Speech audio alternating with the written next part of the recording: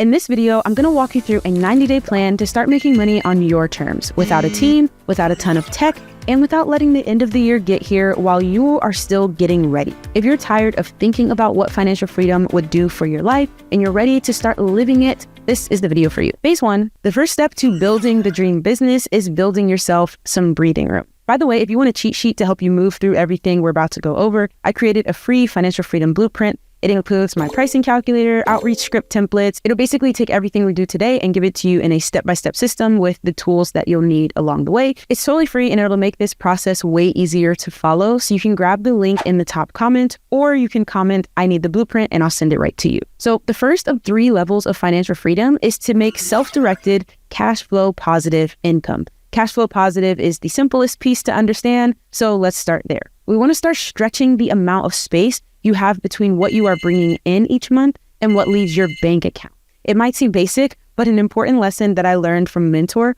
was that if you can't be cash flow positive with your personal account, you won't be able to do it in your business account either. So we're going to talk mostly about getting money into your business bank account, but also don't forget about being personally cash flow positive in the meantime. And while there are some logistical pieces of running a business that I won't recommend you start up right away, I will recommend that you start up your business banking account at the very start. And the reason is you want to have an account set up when you make your first payment, which we're going to get you doing in the first 30 days. That first amount of business income that you make needs to be kept separate from your personal money. And the business banking account that I recommend is Relay. I recommend them because I personally use them. I just switched all of my business banking over to them because there's no fees, there's no account minimums. You can sign up online in less than 10 minutes. So when you get the Financial Freedom Blueprint, you'll see at the very top that there's a link to set up your Relay account in the first 10 minutes. And I recommend that you deposit your first $100 because anything small that you need to pay for will be able to come out of there, and you'll have that preset destination for the first business income that you make. I want to give a huge thank you to Relay for partnering with me because the process of switching my accounts over to them has been absolutely seamless. And one of the things I found easiest is that when you open your account, you get a virtual debit card. So there's no waiting in the mail for a card if you need to make your first business purchase. So once you have that set up,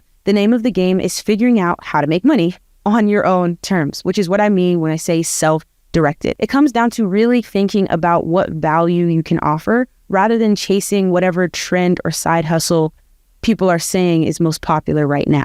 Step 1 in this process is to pick a money tree. Now, you may have heard me talk about the 5 money trees before, basically just all the ways that money can grow on trees. The human resource tree is where you offer time and skill as a service. The rental tree is where you own something that people pay to use. Content tree is where you grow an audience and monetize it in different ways. Distribution tree is all about reselling or moving products from one location to another. And the software tree is about building a tool that people will pay to access. If you can't guess, my recommendation is going to be that you start with the human resource money tree. It's the fastest way to get to making money. You don't need a lot of tools or software or a big team. You just need to identify a problem and provide a solution that people are willing to pay for. Think simple for this and rely on your existing skill set. You can do social media management for small businesses. You could do business automations where you use tools like Zapier or Make.com. You could be a video editor or a short form content repurposer, home organizing, cleaning, yard work, whatever it is, there's a lot of options. But if you're not sure, ask yourself, what do people already ask me to help them with? Or what feels easy for me, but maybe overwhelming for others? You only need one skill to start, not a full resume or business history. And this is where most people make a big mistake. They choose what they want to do, but then they go build a website, make a logo, set up an LLC, but they don't have a customer yet. So skip all of that for now. It might sound crazy, but you are not focused on doing business right now. You are only focused on winning business at this point. You want to prove that the problem you are setting out to solve is something that people are willing to pay for before you set up all of the systems and pieces to actually solve it. It may sound a little counterproductive or shady, but this is actually the best way to go about it so that you're not wasting your time or the time of the people that you want to help. And we're going to call that person your ICP or your ideal customer profile. And once you know what skill you're going to rely on, you're going to be thinking about that ICP, what their desires are, their pain points, and most of all, what solutions they're currently using that for some reason aren't working for them. You're going to build a Dream 100 list, basically a list of 100 of those ICPs to reach out to with a quick pitch. And this is where you can move fast and use something like ChatGPT. Just treat it like you're a business coach or your brainstorming partner. Ask it to help you define that ICP, brainstorm those pain points, and come up with creative offers. And then you can draft a short outreach message that's focused on giving that person value. Here's a quick prompt that you can use in ChatGPT to get started. Act as my business expert and brainstorming partner. Help me define who my ideal customer is, what their top 3 desires are, top 3 pain points, and write an outreach message to get their attention. The message should take less than 30 seconds to read, and it should be focused on delivering them the value. Remember, you will be a complete stranger to these people, so keep it short, sweet, and not about you. Don't even introduce yourself. They'll see your name in a DM or in the email. And don't ask if you can ask them a question. I get so many DMs that say, hey, Lili, can I ask you a question? Honestly, I'm probably not going to respond to that because now I have to respond to that, and then you have to reach back out and then have to respond to that. Just ask. And better yet, with your ask, tell me what you want. Make me an offer. Here's an example. Hi, ICP. Make sure to spell their name right. I see you have a Calendly link in your social bios, and I wanted to see if you're automatically adding interested leads who book with you to your CRM and email follow-up sequence. I'm an automation expert helping business owners like you make their business processes more efficient. I can set up a free automation of your choice in just 48 hours. Just respond auto to this message if you want to chat further. Now, you don't have to offer free work, but it is something that can get a good amount of people to respond to. Like, for example, this is a recent response I got to one of my cold outreach messages.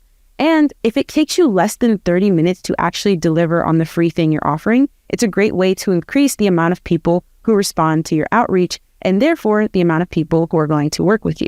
At this point, you're going to want to keep track of the number of outreach messages you send, the positive responses you receive, and the sales made, with the idea being that if you have a free offer in between those last 2 steps, you'll have a higher conversion to sales. And this is where pricing comes into play. How much should you charge? I will say that the first price you have does not need to be the price that you have forever. I started out my YouTube agency only charging $500, and now we have multiple $1,000 retainers. But you do need to charge enough that it makes your time spent worth it. A common mistake is to think, I'm just getting started, so I'm going to charge as little as possible just to get someone to say yes. But remember that it's more valuable to get a small number of yeses at a higher cost than more yeses that are worth less, that are going to cause more headache and more difficulty for you. You just have to be emotionally able to withstand getting those no's. And when you are selling at this point in the process, avoid the urge to oversell. You don't want to be an all everything person. You just want to be the good at the thing they really care about person. So after doing at least 30 days of this outreach, at this point, you should have landed your first client and made your first dollar on your own terms. And that's a huge deal because most people never get there where they have some self-directed income that's cash flow positive from a problem-solving offer. But there's another trap you can fall into here, which is taking more and more clients, which will, yes, make you money, but it'll really cut down on the time freedom you have, which is not what we want. Our second 30 days is going to be focused on using that success with the first client to, 1, make your outreach better and more effective, and 2, hire your first team member. Once we find that first success, we're going to get a testimonial from that client, make them into a case study, and we're going to use that in our outreach. We'll add a line, something like, I just helped whatever the type of client you're serving is, solve whatever the pain point you're solving is. And I wanted to see if you were dealing with something similar. People love to know that your solution works for someone just like them. Phase 1 was all about winning business, but phase 2 is about doing business. And because you charged enough to make it worth it, your focus in these 30 days is going to be getting that big win and that testimonial for your client. And again, use that to bring on more clients. There's some extra tools about making your service really good in that financial freedom blueprint. So just comment, I need the blueprint. I'll send it to you. Now that you've started to get a system in place and proof that it works, let's talk about leverage, how to actually grow your business, your financial freedom without burning out.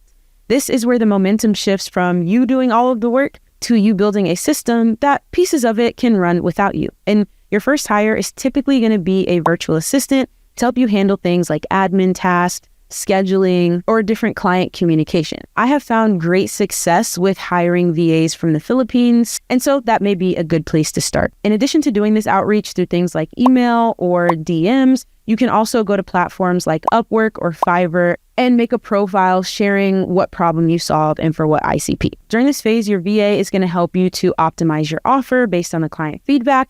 You'll be increasing your lead flow because you're getting referrals from those happy clients, and you can have your VA help you get more outreach out the door.